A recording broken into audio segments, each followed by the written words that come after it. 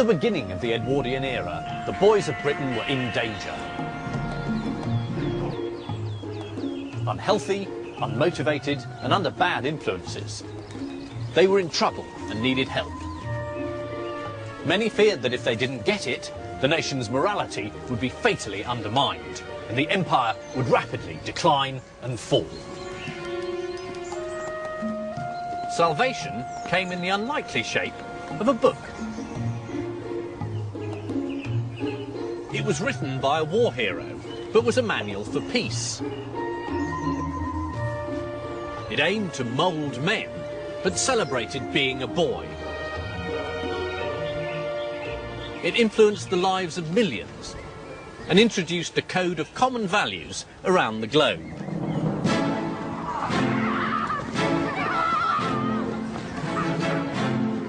Its name was Scouting for Boys.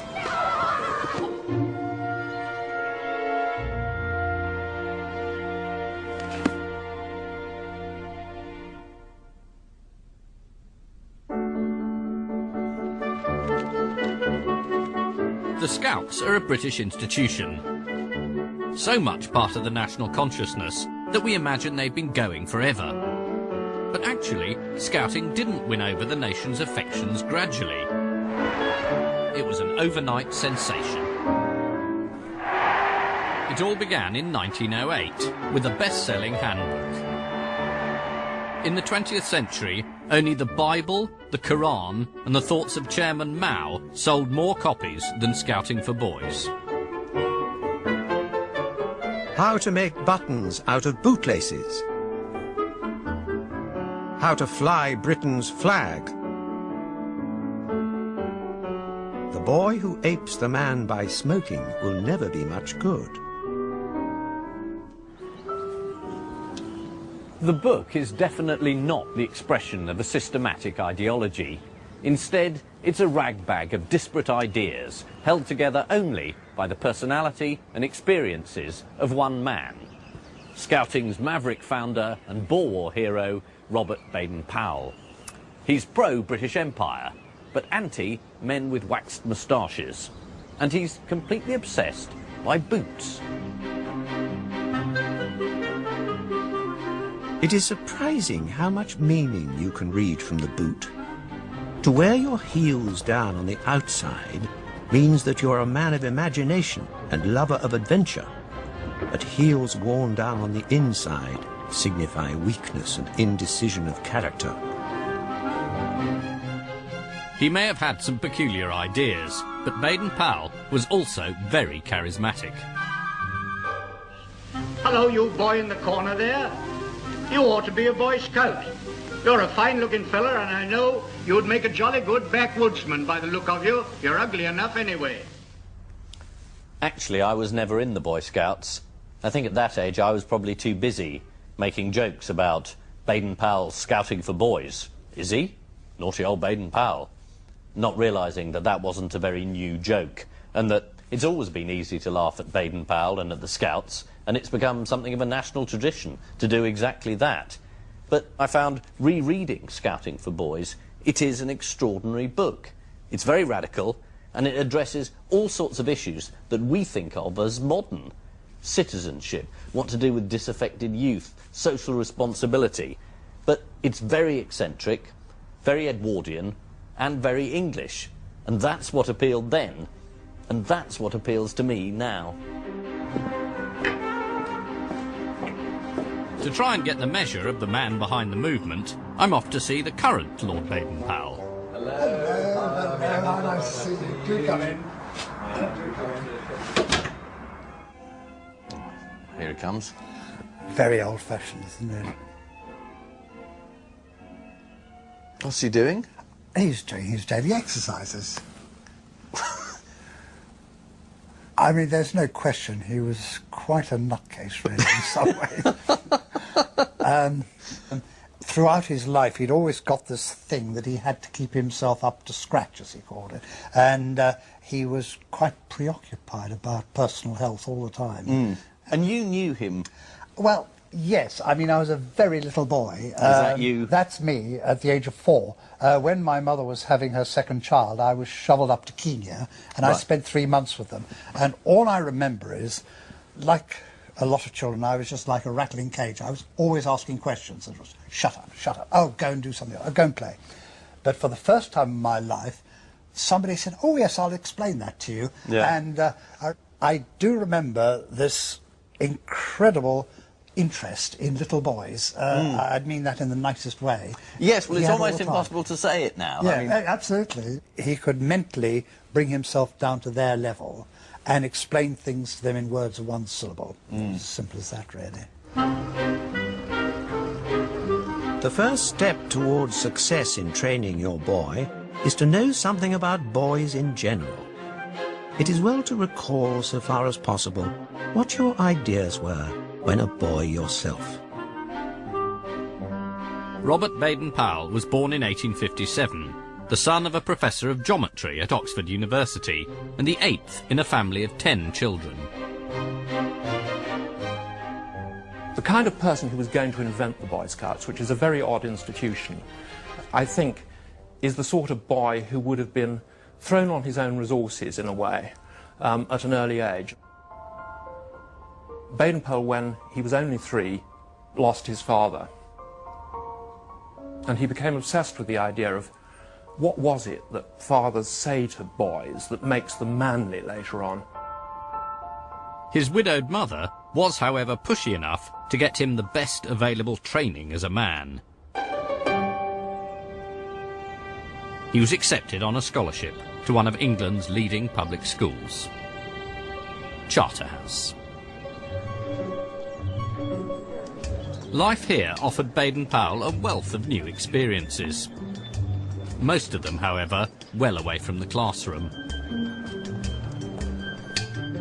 Outside the school walls was the copse. It was here I used to imagine myself a backwoodsman, trapper and scout. I used to creep about warily, looking for signs and getting close-up observation of rabbits, squirrels, rats and birds. At Charterhouse, Baden-Powell also witnessed a well-established scheme for turning feckless boys into responsible men. Baden-Powell was influenced by the prefect system here. But it's not called prefects, is it? It's a monitorial system. A monitorial system, right. yeah. So tell me, what is your role? What do you do? It's our duty to almost act as quasi-teachers when teachers aren't there. So it's our job to look after children and make sure that they're feeling comfortable within the school. We don't look at ourselves as policemen, we look at ourselves as carers. Right, that sounds a very, very thought-through line. Have you said it before? I've never said that before. In the Scouts, Baden-Powell would transform prefects into patrol leaders. Give full responsibility and show full confidence in your patrol leaders. Expect a great deal from them, and you will get it. The whole ulterior object of this scheme is to form character in the boys, to make them manly, good citizens. Baden-Powell would devise other ways to introduce the public school ethos into the Scouts.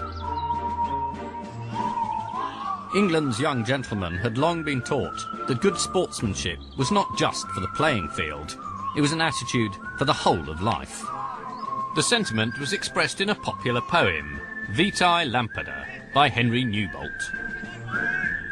Scouting for Boys gives instructions for acting it out in a show.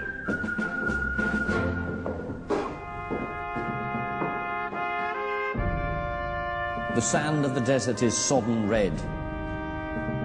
Red with the wreck of the square that's broke.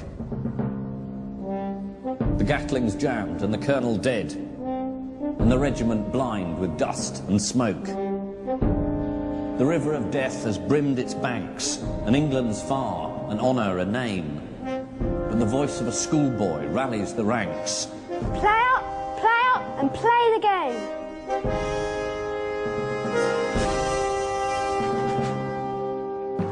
It's the ultimate Victorian public school poem, the equation of playing field and battlefield. The empire is a great game, all wrapped up in a sentimental hymn to decent, understated patriotism.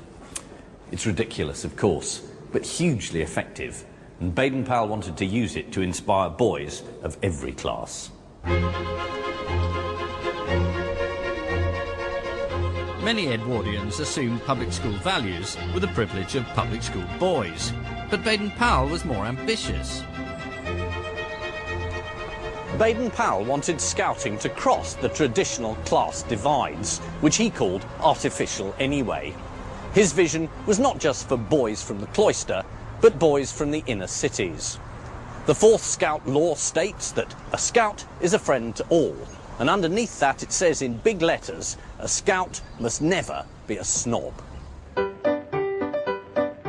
For a man of his class, Baden-Powell's insistence that all scouts were equals may have been surprising, but it was genuine. At this time, cricketers at Lord's went in through different entrances, players and gentlemen, and it's not cricket, you know, is a phrase which denotes everything that we'd like to think is British fairness. But society in Edwardian England was anything but fair, and he had a pretty good gut feeling that that was so. At the same time, he was frightened by the Labour Party. So he had these two sort of almost schizophrenic, opposite ideas motivating him. We are all socialists in that we want to see the abolition of the existing brutal anachronism of war and of extreme poverty and misery shivering alongside of superabundant wealth and so on. But we do not quite agree as to how it is to be brought about. Baden-Powell was very worried by what he called professional agitators going around stirring up trouble. He writes, "There are a lot of men who go howling about their rights, who've never done anything to earn any rights. Do your duty first, and you'll get your rights afterwards." I was once accused of mistrusting men with waxed moustaches. Well, so to a certain extent I do. It often means vanity, and sometimes drink.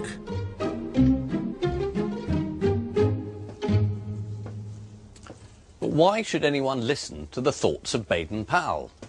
Well, because he was the most famous man in Britain. This is just the tip of the iceberg of all the merchandise devoted to celebrating Baden-Powell. It's all here. There's the Baden-Powell alarm clock, the Baden-Powell shaving mirror, Baden-Powell spoons, Baden-Powell egg cup. There's an ostrich egg painted with the face of Baden-Powell. The Baden-Powell cigars. He'd have hated that, because he hated smoking. And it wasn't just artefacts, there was music to accompany them. Here we have the Baden-Powell March, a patriotic song for our hero, BP. Hurrah, hurrah, hurrah, whiz-bang, whiz-bang. Lots of rhyming of the word fought with jolly good sort. Why was he so ridiculously famous? Well, he was the heroic defender of Mafeking, a small town in South Africa. Hurrah for BP, for holding a fort. Hurrah, hurrah, hurrah. He's just the right sort, our hero BP. Hurrah, hurrah, hurrah. Baden-Powell was a surprise recipient of national fame and military glory. After school, he joined the army, and over the next 20 years, he served diligently right across the empire.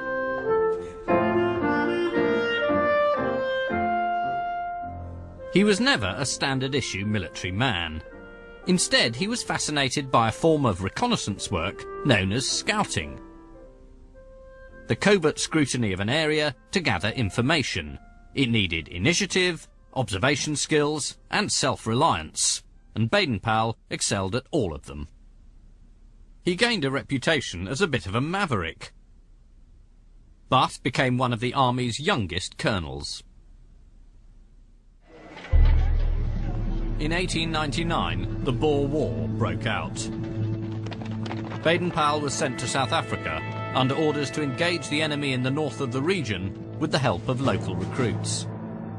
It soon became clear the advancing Boers had superior manpower, so Baden-Powell decided to hold out in the town of Mafeking. Even 70 years later, Baden-Powell's exploits at Mafeking could inspire small boys, including me. I wrote a project about the Boer War when I was 11. I wrote, Baden-Powell, though remembered for the Boy Scouts, is hardly ever given credit for his defence of Mafeking. Not strictly true, but it's sort of controversial opening. It's very important in histories. He got the men to obey him to the letter, and they succeeded doing as they were told. He baffled the enemy with bluff and tactics. And here he is, about to do it.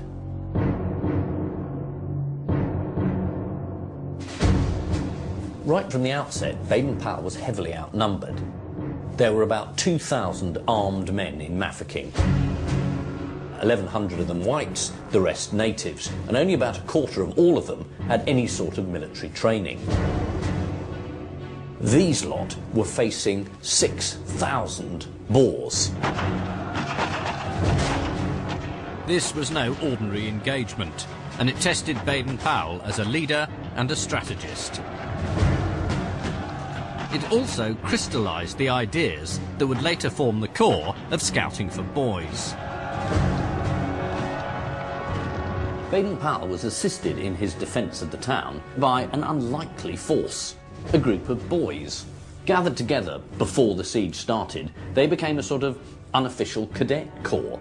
They performed a vital role taking messages between the various defenders, often on bicycles and under fire.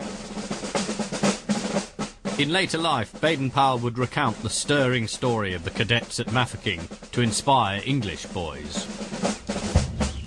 I said to one of these boys on one occasion, "You will get hit one of these days riding about like that when shells are flying." And he replied, "I pedal so quick, sir, they'd never catch me." Would any of you do that?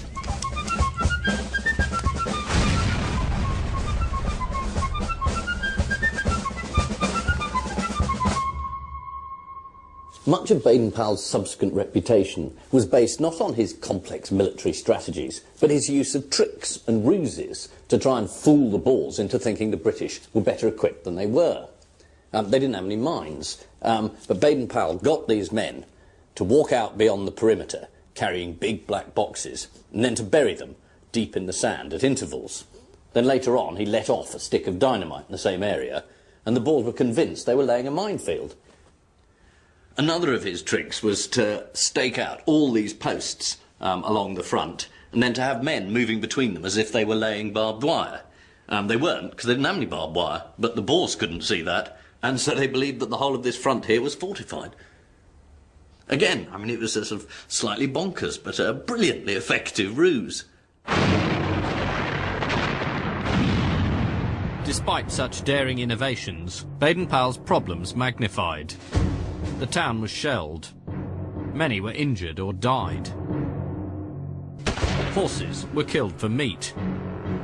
And food was heavily rationed. Yet convinced he must lead by example, Baden-Powell's positive attitude remained unshaken. People expect you to be able to give them an idea of how long they're going to be in this position and whether the food's going to hold out. And you effectively have to pretend to be omniscient. You have to be ultra calm. Baden-Powell had been a very successful amateur actor, and he knew what was required. He could act really cool.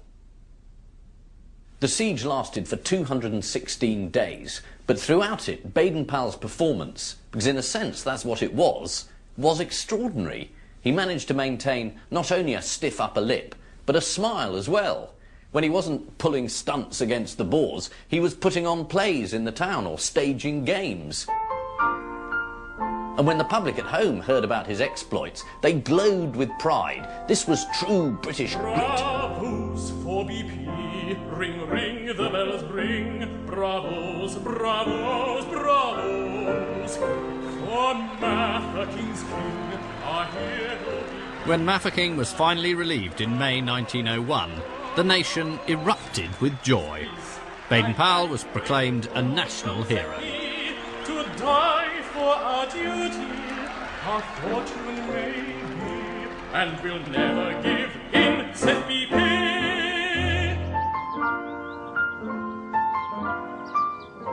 The British may have been the ultimate victors, but the Boer War had left the nation badly shaken.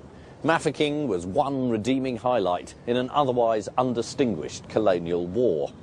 And one of the reasons the British Army performed so badly was that compared to the Boers, the healthy, outdoor farmers-turned-soldiers, the British troops had been weak and sickly.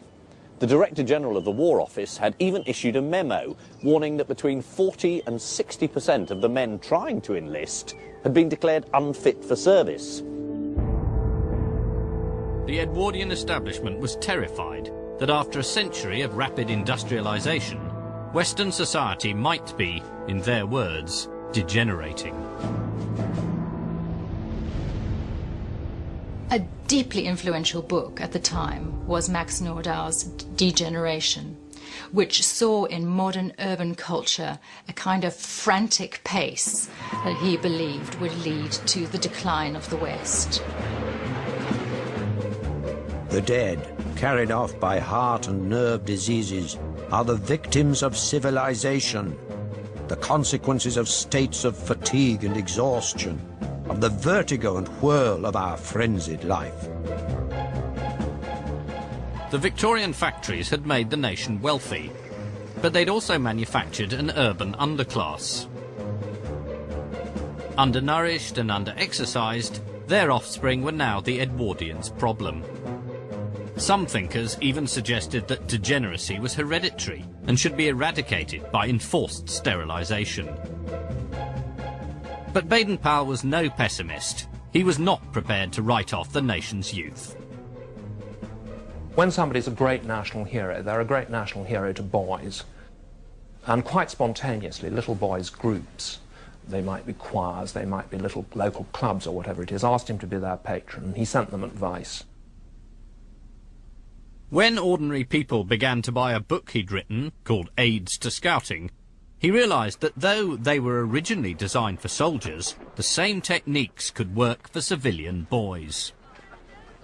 Scouting is a character-building exercise. It teaches self-discipline, observation, inquisitiveness. These are all, to Baden-Powell, good qualities. Baden-Powell agreed to use Aids to Scouting as the basis for a new work, which would promote the health and well-being of British youth. The Edwardians were the first generation to go football crazy. But then, as now, not everybody approved. The idea of being a fan, of spectating rather than participating, did not appeal to Baden-Powell. He believed in a healthy mind in a healthy body. Mens sana in corpore sano. That was the real goal for a boy. My heart sickens at thousands of boys and young men, pale and narrow-chested, hunched up, miserable specimens, smoking endless cigarettes, numbers of them betting, all of them learning to be hysterical as they groan or cheer in panic unison with their neighbours. For Baden-Powell, physical and moral health went hand in hand. And when the men of Britain were strong, so was the country itself. No body part was neglected in the quest for national vitality. To be healthy and strong, you must keep your blood healthy and clean inside you. This is done by breathing in lots of pure, fresh air and by clearing out all dirty matter from inside your stomach, which is done by having a rear daily without fail. If there is any difficulty about it one day, drink plenty of good water and practice body twisting exercises. And all should be well.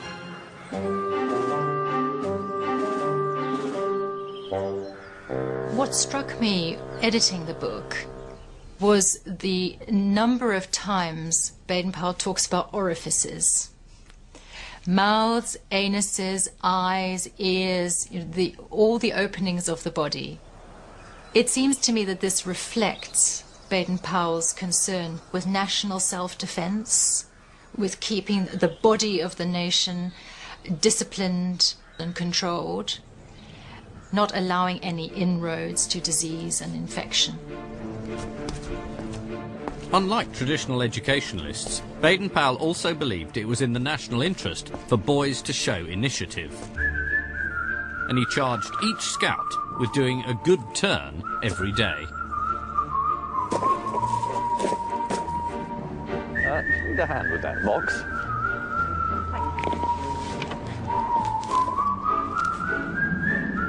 There we go. Good morning. Would you like some help crossing the road? Despite his best efforts, many of the issues of a century ago are still high on the social agenda today. There we are. I'm going to see David Lammy, MP for Tottenham in London, Minister for Culture, and more importantly, former Cub Scout, to discuss Baden-Powell's influence on New Labour. At what age did they get you, the Scouts? Oh God, 7. 7? Yeah. Right. Young. Yeah. And you, I mean, all joking apart, a pretty formative 4 years at that time. Oh yeah. I remember a particular week in which the whole purpose was to knock on people's doors to say, can we wash your car in the Cubs uniform?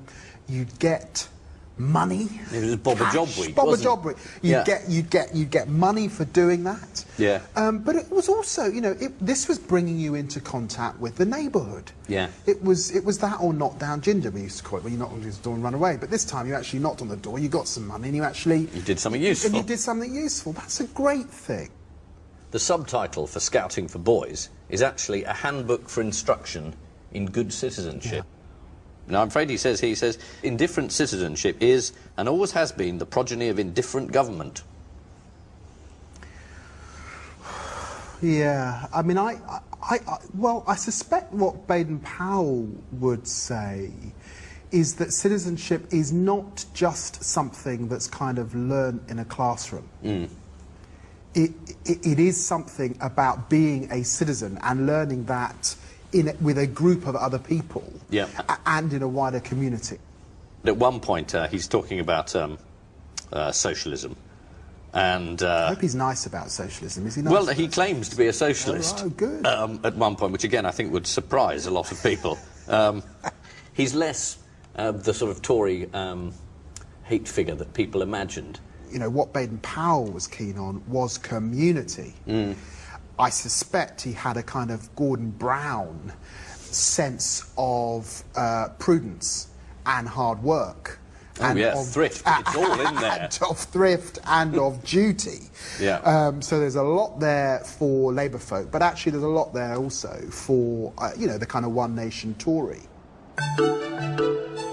But are the virtues Baden-Powell encouraged in Scouts really as highly valued today? Baden-Powell writes about boys just sort of loafing around on street corners smoking, doing nothing. And he said he wanted to teach them something useful. Now, what can you do? Do you do first aid? Yeah, on the number of camps everyone has to know a certain amount of first aid to have gone camp. Right, because in here he describes an incident where there was a woman and she was drowning in a pond in London, and there were 5 useless boys on the side who didn't save her because they couldn't swim and they couldn't do first aid. That wouldn't be you, would it? I've been trained in first aid to, well, a fairly moderate level, but we're given the skills so we know what to do in situations. Right, if I had a heart attack now, could one of you save my life? Probably. I'm hoping. I really am. By 1906, Baden-Powell was convinced that his scheme could turn dissolute boys into decent citizens, and he began to write a version of what would become Scouting for Boys. But it took the help of a hard-nosed salesman to galvanise him and turn his modest proposal into a national sensation. Arthur Pearson was proprietor of the Daily Express and a media magnate of his day. Baden-Powell, who had a suspicion of business people, also knew how the world worked, that he needed a man like Pearson. He didn't want to need him. In fact, he hated the idea of it. But without him, it couldn't happen. By summer 1907, Baden-Powell had completed a first draft. He was now ready to put his theories into practice.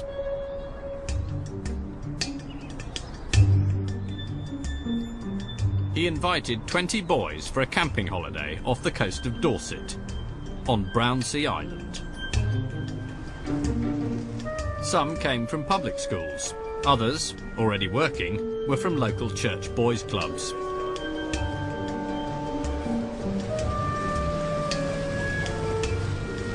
But for all of them, it was a unique opportunity. For Edwardian boys, the idea of camping on a small island conjured up images of exoticism and intrigue. They were following in the footsteps of Robinson Crusoe and Treasure Island. And Baden-Powell wanted to reinforce this idea of being cut off from civilization and forced to depend on their own resources. So he didn't have them camp here, within sight of Poole, but he had them camp a mile away, on the wildest, furthest side of the island.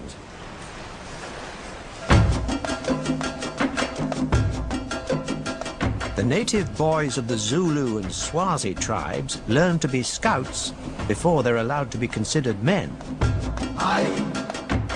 When a boy is about 15 or 16, he is taken by the men of his village, stripped of all his clothes, and painted white from head to foot. He is given a shield and small spear, and he is turned out of the village and told that he will be killed if anyone catches him while he is still painted white.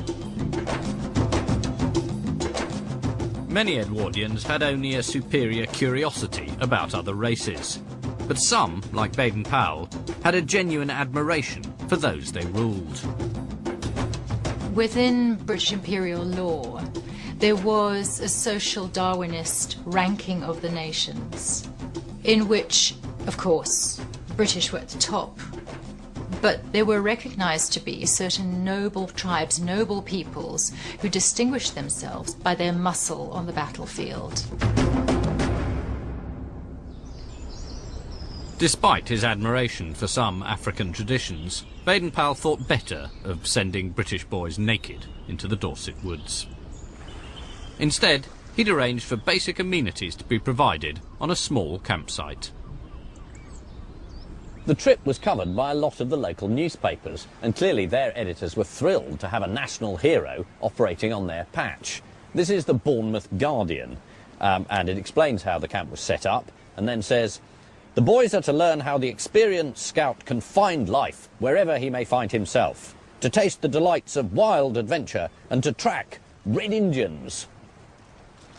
This being Dorset, there weren't actually any Red Indians, but there were pheasants.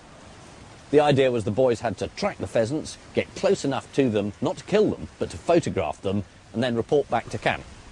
And this was a classic Baden-Powell technique, to relocate the thrills of the Wild West in the Southwest.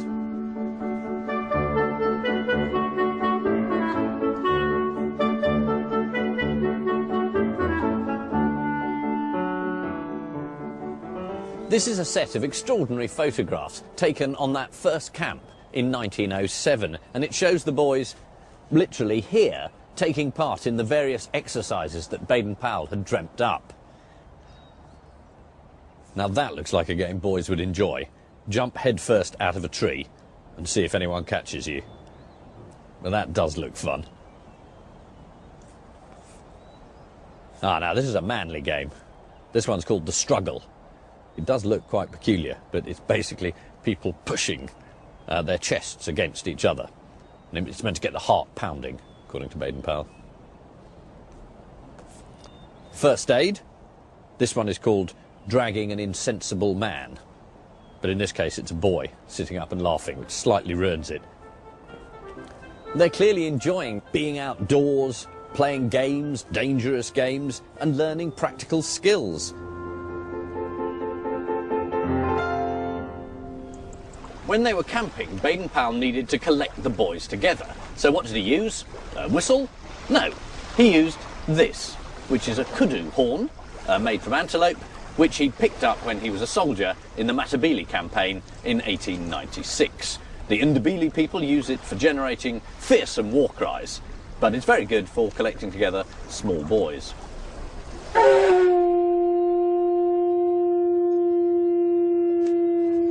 Gonyama, Gonyama, Ivubu, Yabu, Yabu, Ivubu, In. Gonyama, Gonyama. At night, Baden-Powell taught the boys Zulu war chants and enthralled them with tales of his overseas adventures. Once I went butterfly hunting in Dalmatia. Batteries had been built upon these mountaintops, and it was my business to investigate their positions, strength, and armaments. I took a sketchbook, a colour box, and a butterfly net in my hand, and I was above all suspicion to anyone who met me.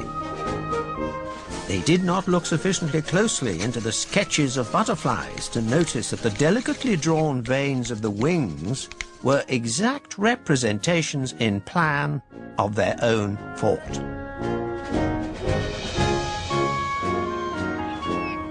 In Scouting for Boys, Baden-Powell includes a letter that one of the boys had written to him after the camp. The most important thing that a great many boys need to learn is to look at the bright side of things and to take everything by the smooth handle. I myself found that a great lesson, and I shall never find words enough to thank you for teaching me it. And that ethic of keep smiling through became a cornerstone of Scouting. Invigorated by the success of Brownsea, Baden-Powell returned to civilization and to completing Scouting for Boys. His original manuscript is now kept here at the Scout Association's headquarters at Gilwell Park in Essex. So this is it, the book that launched the entire movement. Well, the manuscript for the book that launched it. There. Gosh, there it is, handwritten. I must say, I thought it would be more organised than this. I thought Baden-Powell would have taken his own motto and been more prepared. I get the impression that he was just jotting down things as they came to him. I don't think he actually sat down and mapped out what he was going to do before he put pen to paper. I mean, these are the chapter headings here, and it says sort of, I don't know, chapter 3, campaigning, camp life, resourcefulness, colonial life, etc. Not terribly linked, are they? I mean, it is more or less, well, there'll be a bit of this and a bit of that. Yes, and to some extent that helped the readability of the book. It's one of those things that boys could dip into and dip out of, yes, as they fancied. This is a bit he's just torn out. I think he's borrowed a bit of President Roosevelt's speech, and it's about the qualities that make a good soldier, and Baden-Powell's crossed out soldier and written scout. There's a very wide selection of material that he's obviously read from and cross-referenced into this book. There's even Greek philosophers he's quoting. He's quoting American pioneers. He's lifting chunks from Kipling. Oh, here we've got knots. To tie a knot seems to be a simple thing, and yet there are right ways and wrong ways of doing it. He's written something else in over the top. No, lives depend on a knot being properly tied, says Afterthought. Which is so very true. And these are his drawings? They are his drawings. It's quite difficult to actually draw a knot that people can follow and copy. Yes. There's total clarity that you could follow that. Do you think? Yes, I do. 2 half hitches. That one looks hard, though, doesn't it? No. Even in diagram form. No. When you open this, your job, your movement, everything here comes from his notes on some bits of lined paper, doesn't it? From these pages, it is quite amazing to think that the whole Scout movement has flowed from him sitting down and scribbling these notes. A bit like the Ten Commandments in the Christian tradition. But I'm sure he'd be flattered by that. In January 1908, when Scouting for Boys was set for publication, Arthur Pearson orchestrated the marketing. He decided that rather than publish it as a single volume, it should first be serialised in separate parts, which you had to wait for and could collect.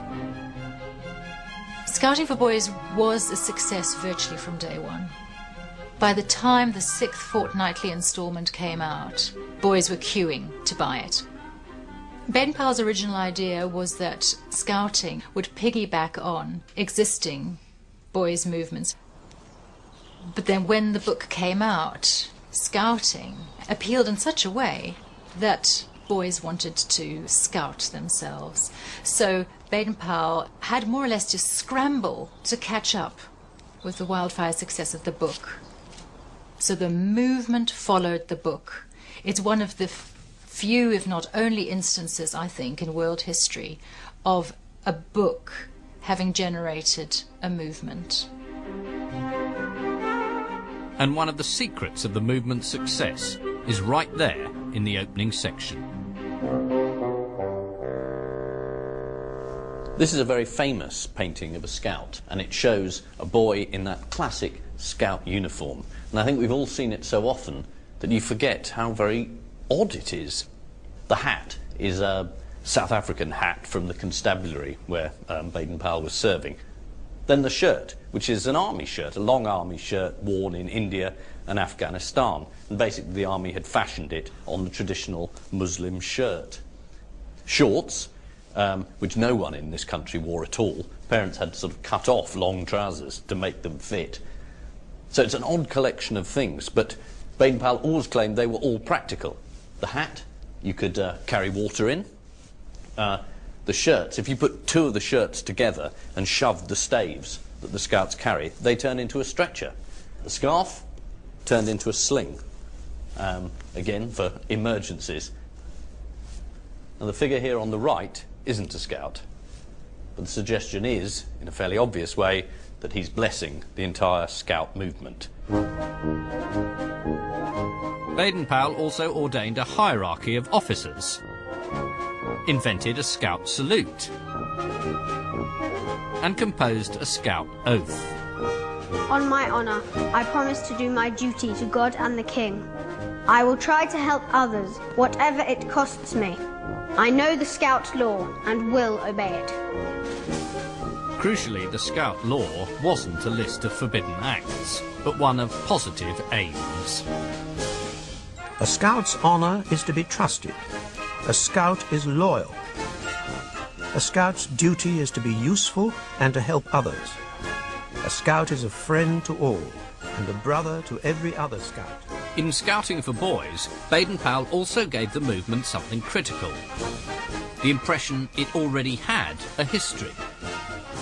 The British Empire had quite a propensity for inventing traditions. In other words, for making up a movement, an idea, an organisation, and then passing it off, or indeed marketing it, as something traditional and conventional and steeped in the past. Scouting, of course, does so by harking back to what Baden-Powell calls the Scouts of history. In the old days, the knights were the scouts of Britain, and their rules were very much the same as the scout law which we have now.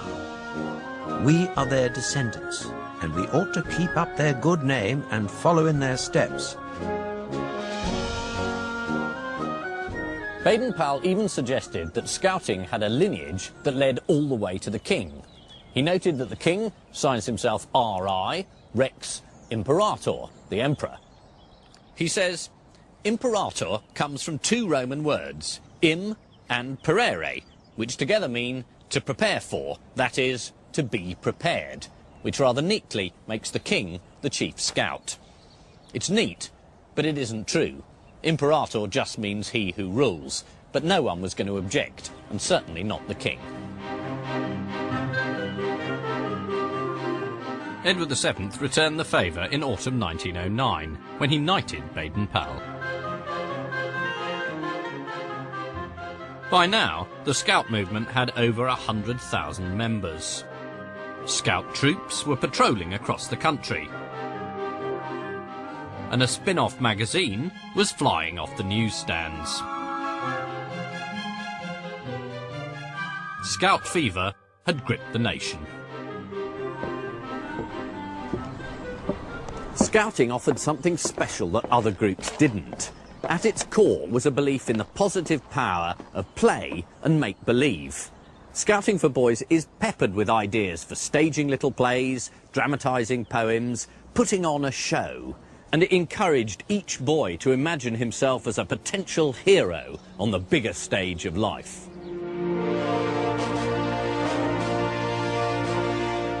Playing and play acting had always been central to Baden-Powell's understanding of the world. Peter Pan, one of the most popular shows of the age, was especially dear to him. Baden-Powell was particularly fixated on it, even more so than its standard enthusiastic audience.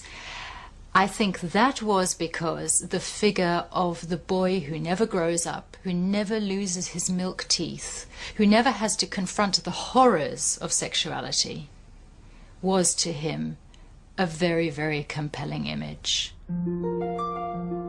The idea that scouts were boys on the brink of sexual maturity was a problem for Baden-Powell. And the thought that they might be tempted to indulge in self-abuse, as the Edwardians termed it, horrified him. But in typically forthright manner, he drafted a section of Scouting for Boys to confront it directly. No prudish sentimentality for him. He even checked his copy with his mother. Pearson, his publisher, however, was much more coy. He rejected the original, and Baden-Powell was forced to replace it with a watered-down version for instructors only. This is from the appendix on masturbation, and this is what he wanted to say. The result of self-abuse is always, mind you, always, that the boy after a time becomes weak and nervous and shy. He gets headaches, probably palpitations of the heart, and if he carries on too far, he very often goes out of his mind and becomes an idiot. Yep. It's quite extreme, isn't it? It's very extreme. It's more extreme than even fairly conservative medical authority would have gone in the early 20th century. But there was a huge amount of anxiety about masturbation. Huge anxiety around masturbation because, on the one hand, it caused, all these problems with health. It led to consumption, insanity, etc. And on the other hand, this argument that it's a manifestation of a lack of self-discipline, it erodes the willpower. If a boy gets into this habit, he will not be a fit person to govern the empire. Part of me thinks that Baden-Powell is trying to do something quite healthy by saying we're far too prudish about this. I think it's good that he's actually ventilating, he's talking about it. We want to get this kind of out in the open, out into the healthy fresh air and sunlight. Yeah. Why do you think his publisher wouldn't put it in?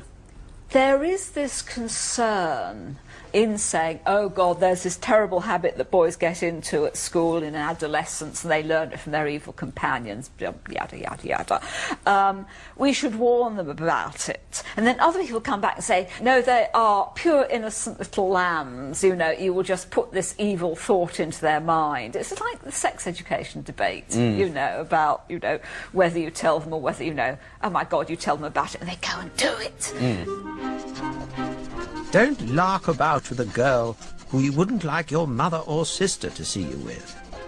Don't make love to any girl unless you mean to marry her. Despite his confident assertions, Baden-Powell was no expert on the charms of the opposite sex. Whereas he would often apply the word beautiful to a man, he would never apply it to a woman.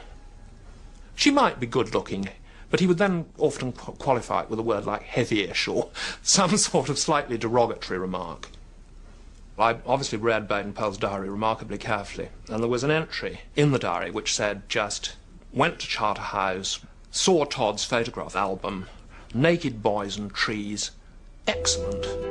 I'm sure it was nothing sort of overtly sexual, but clearly Baden-Powell did very much enjoy looking at these naked boys.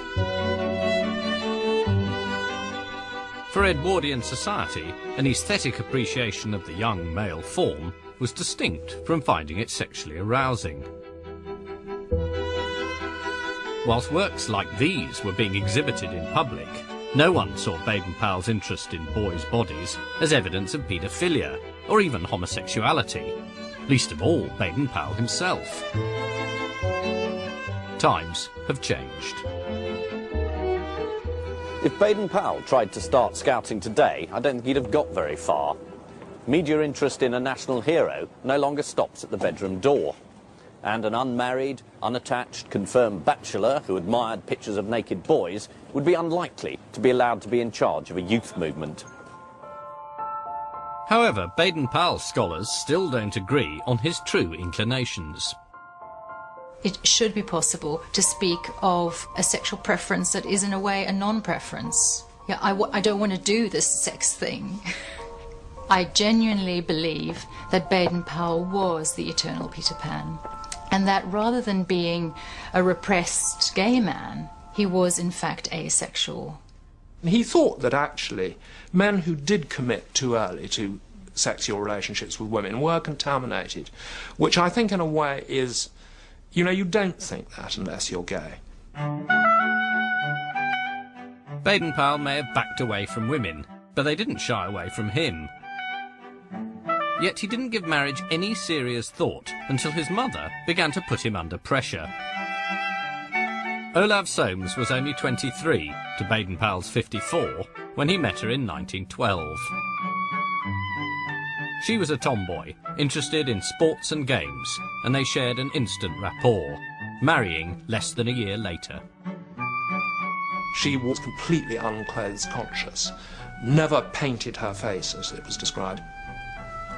Baden-Powell thought the best women weren't really very much interested in sex, and I think that that would be certainly true of her. He did get her pregnant with Peter, and he managed subsequent pregnancies. But after that, he slept out on a balcony for the rest of his life. There was a single bed on a veranda outside the front of their house, and it was an open veranda, and he would go upstairs to bed, having sat around a fire, actually sat almost on the embers to keep warm. He'd then go upstairs, climb into this bed with 2 blankets and a pillow, and they'd come out in the morning in the winter, and they'd actually dust the snow off. Quite extraordinary. The boys of Britain at the start of the 20th century had no interest in the romantic life of the chief scout. They were just thrilled that, unlike most Edwardian adults, he refused to patronise them. He entrusted them with civic tasks, like giving first aid or directing people in fog. Responsibility, he believed, developed character. Of course, this had its funny side, and Baden-Powell was the first to admit that his fad of scouting might appear ridiculous, and others were quick to join in the joke. This is a Punch cartoon from as early as 1909, which seems to be laughing at the idea of the scouts coming to the rescue. It shows a very small boy attempting to help a rather large lady across the beach, and he says, "Fear not, Grandma, no danger can befall you now, I'm with you." Yet crucially, it's titled Our Youngest Line of Defence, and this isn't any old lady, this is Mrs. Britannia, who stands for the entire British Empire, which the Scouts have been charged with saving. Remember that the Roman Empire 2,000 years ago was comparatively just as great as the British Empire of today. It fell at last, chiefly because the young Romans gave up soldiering and manliness altogether. Don't be disgraced like the young Romans, who lost the empire of their forefathers by being wishy-washy slackers without any go or patriotism in them. Edwardians were obsessed with the idea of losing the British Empire. When thinking of a really serious enemy like the Germans, most senior army officers were convinced that we might lose. And it would be the loss of the empire, even of our country, our national wealth. It would have been really a catastrophe. By 1914, a generation of boys had been immersed in the book's patriotism and primed to see themselves as literal protectors of the nation. Every boy ought to learn how to shoot and to obey orders, else he is no more good when war breaks out than an old woman, and merely gets killed like a squealing rabbit, unable to defend himself. So it might seem that the First World War was the call to arms which Baden-Powell had been preparing for all along.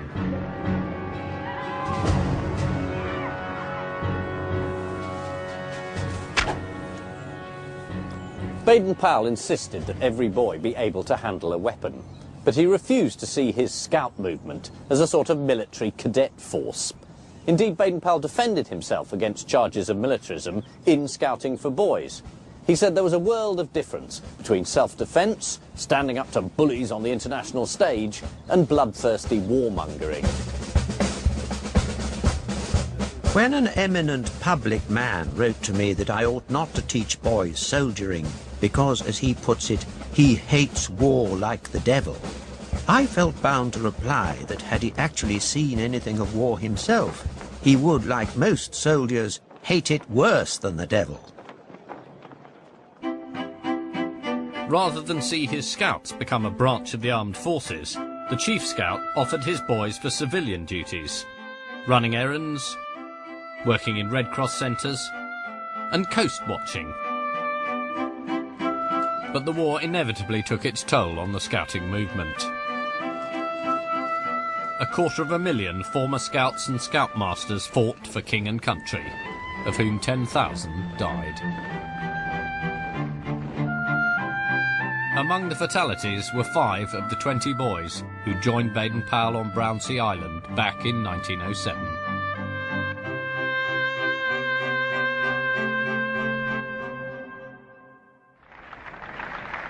After the catastrophe of World War, Baden-Powell decided that scouting had to become a force for world peace. The imperialism of the original handbook was soon eclipsed by the internationalist message of global scouting.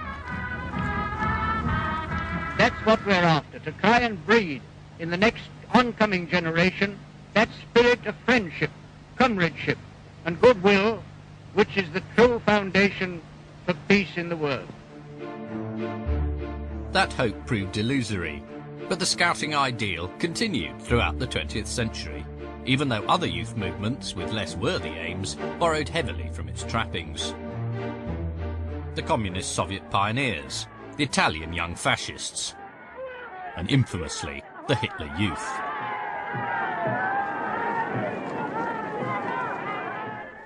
But to assume that all boys in shorts are brainwashed stormtroopers in waiting does a grave injustice to Baden-Powell's Edwardian experiment.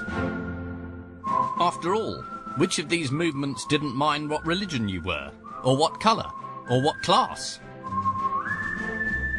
And which of them instructed their members to smile and whistle under all circumstances? One of Baden-Powell's favourite mottos was "get a laugh on." His movement was always a mixture of earnestness and playfulness. He wanted to instruct boys how to cut down trees, but he couldn't resist adding, "Don't chop your leg off." That's why the book is still so engaging, and despite being firmly rooted in the Edwardian era, it was trying to address issues that still resonate today. Inner city deprivation, boys without role models, unhealthy lifestyles, the need for citizenship. Amazingly, it's all in there, which is why, 100 years later, I think it's still worth saluting.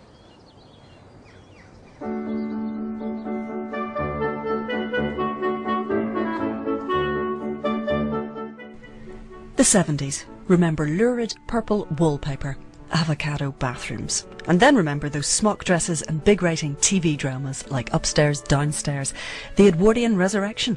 Next.